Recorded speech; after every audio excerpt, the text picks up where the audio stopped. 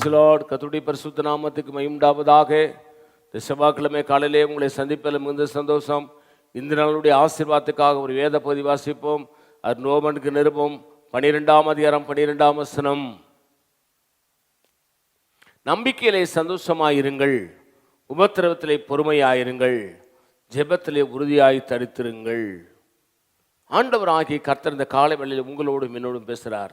என்ன சொல்றாரு? நாம் பெற்றுக்கொண்ட நம்பிக்கையிலே சந்தோஷமாயிருப்போம். நமக்கு உபத்திரம் வருதா, பொறுமையாயிருப்போம். ஜெபத்தை மட்டும் விட்டுறாதீங்க, உறுதியாய் தரித்திருப்போம். நல்லா கவனிங்க. நம்பிக்கையிலே நாம் ரட்சிக்கப்பட்ட பிறகு நம்ம யாரை நம்பி வந்திருக்கிறோம்? பாஸ்டரையா, ஊழியக்காரரையா, தீர்க்கதரிசியா,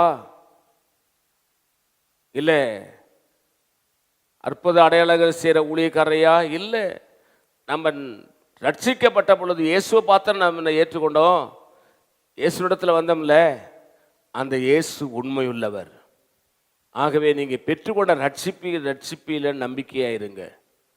நீங்கள் பெற்றுக்கொண்ட விசுவாசத்தில் நம்பிக்கையாக இருங்க. நீங்கள் பெற்றுக்கொண்ட அபிஷேகத்தில் நம்பிக்கையாக இருங்க.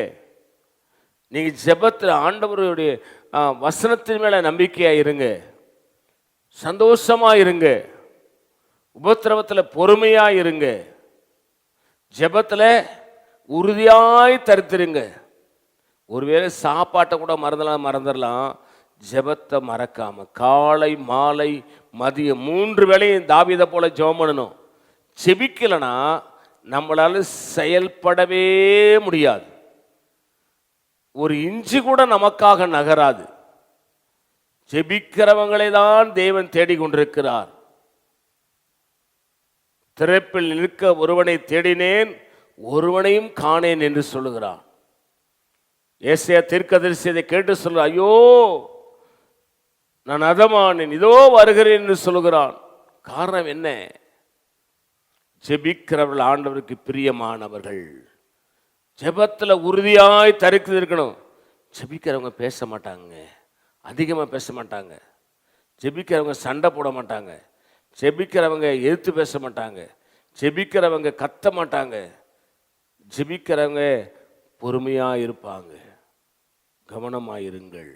திரும்ப சொல்கிறேன், நம்பிக்கையிலே சந்தோஷமாயிருங்கள், உபத்திரவத்திலே பொறுமையாயிருங்கள், ஜெபத்திலே உறுதியாய் தரித்திருங்கள். நான் உங்களுக்காக ஜெபிக்கிறேன். பரிசுத்த பிதாவே, நீ எங்களோடு பேசுகிற நல்ல வார்த்தைகளுக்காக ஸ்தோத்திரம். இந்த வார்த்தையின்படி எங்களை ஆசீர்வதியும். இயேசு நாமத்தில் வேண்டிக் கொள்கிறோம் பிதாவே, ஆமேன். God bless you. கர்த்தர் உங்களை ஆசீர்வதிப்பாராக.